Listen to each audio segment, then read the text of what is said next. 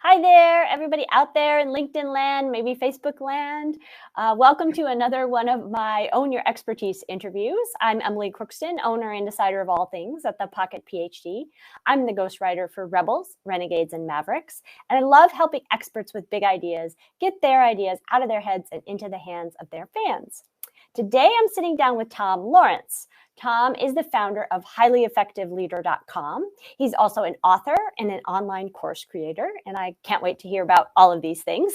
And I should say that probably people can tell from your accent, but you're joining us from the UK across the pond. I'm here in North Carolina.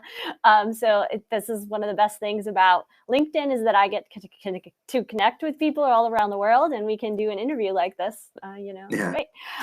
So I'm curious, what prompted you to sort of start the business, branch out on your own in 2020?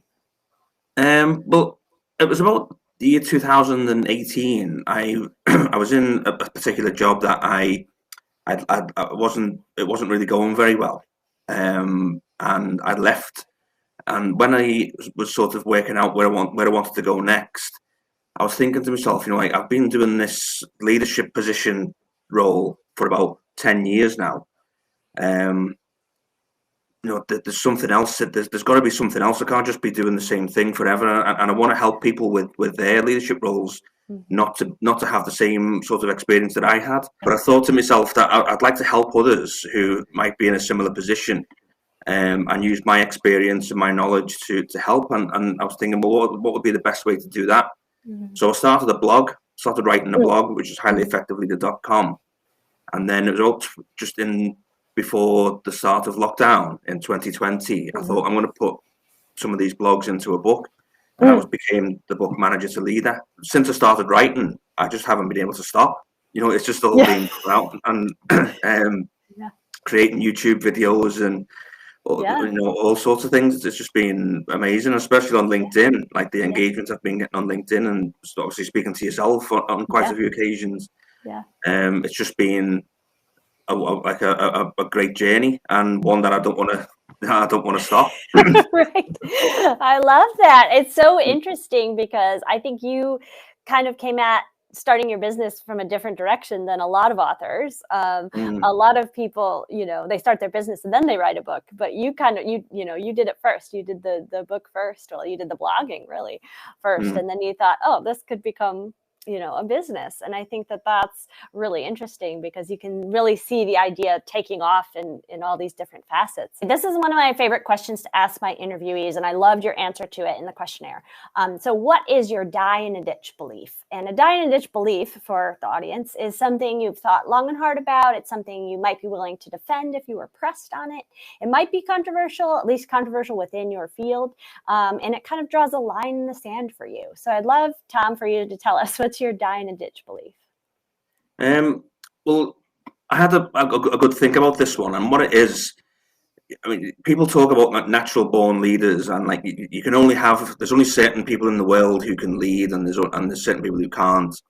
Well, in my opinion, or in my belief, not my opinion, my belief is that anybody in the whole world can become a leader because we all have the ability to influence someone, and leadership is influence. And so my line in the sand is no, there's no natural born leaders. Every leader is born. Right, I love that. Right, we're all born, right? Yes, and you become a leader, right?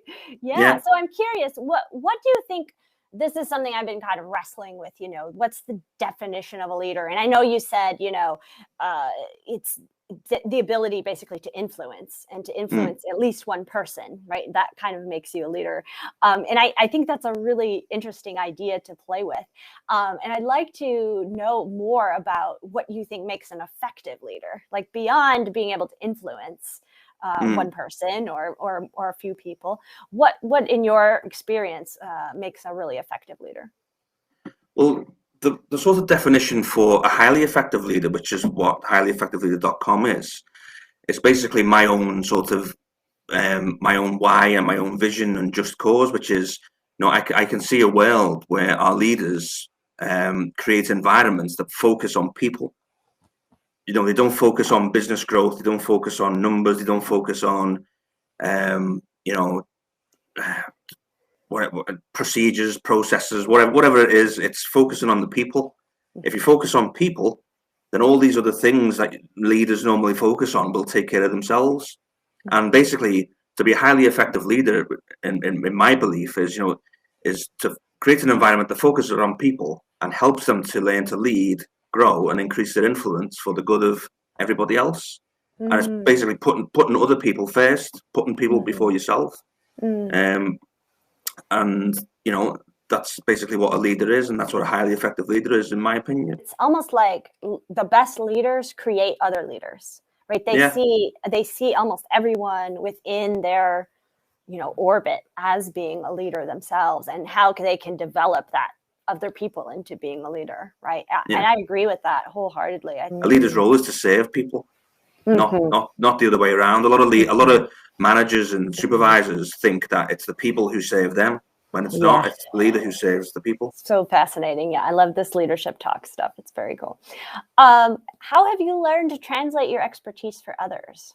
I've met so many leaders, so I've sort of learned from them. Some really good leaders, some excellent leaders, but some not so good. So I've learned from their mistakes in a way. And the thing that sort of how I translated that was by, as I say, in 2018 when I started writing things down, and I couldn't stop writing. And it's just like the translation is just pouring out of me every single day, because I've got all these experiences of working with different leaders, but also working as being in a leadership position myself, like working with the teams that I've led. I mean, I love how you describe it. I think we forget how much just writing, the act of writing down what we're learning as we're going through it, in terms of maybe a journaling exercise or just blogging like you were doing, how much that helps solidify in our own brains what works and what didn't work, and to help our it's a learning aid, really, right? It's teaching you this thing is the thing that worked, and I'm going to do this more later. Wow, that's really fascinating that it's really on the job experience, right? It's not like you read 100 leadership books and discovered how to you just you figured, you experimented essentially. But you don't have to be in a leadership position to learn from them. Anybody can. There's no. I mean, it's the position. The position doesn't make you a leader.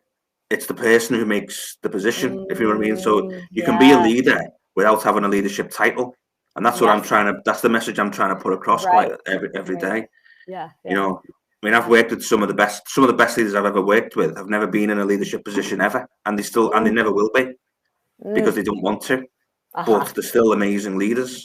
I think we don't always think of it that way. It's like you need to be crowned to be a leader, or somehow, where there's some magic formula that you need to follow to get there, right? And I think what you're saying is like, start where you are, right? Look around at who's following you now. Even look at who's following you on social, and figuring out how you can reach them and how you can influence them.